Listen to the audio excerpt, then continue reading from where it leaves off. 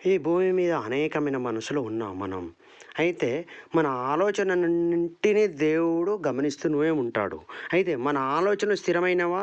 దేవుని ఆలోచన స్థిరమైనవా అంటే దేవుని ఆలోచనలే స్థిరమైనవి. హృదయంలో పుట్టు ప్రతి ఆలోచన దేవుడు గమనిస్తూనే ఉంటాడు. వాటి అన్నింటినీ దేవుడు అంతా పరీక్షిస్తూనే ఉంటాడు. అయితే మనుషులు అనేక మంది ఇతరుల ముంగట ఎవరు చూడనప్పుడు ఒక విధంగా చూచినప్పుడు మరొక విధంగా ఒకరి ముప్పు పొందాలని ఎంతో ప్రయత్నం చేస్తుంటాడు. అయితే ఇవన్నీ దేవుడు అంతా తెలుసు, దేవునికి అంతా తెలుసు. అయితే కాబట్టి దేవుని ఆలోచనలు స్థిరంగా ఉండును, మనిషి ఆలోచనలు స్థిరమైనవి కావు. అయితే దేవుడు బైబిల్లో కూడా ఇదే మాట మాట్లాడుతున్నాడు. 19వ అధ్యాయం, సామెతల గ్రంథం 19వ అధ్యాయం 21వ వచనం ఏమని మాట్లాడుతున్నాడు? నరుని హృదయంలో ఆలోచన అనేకముగా పుట్టును. ఎలా పుట్టును? నరుని హృదయంలో ఆలోచనలు అనేకములుగా పుట్టును. ఏ ఒక్క తీర్మానమే స్థిరము.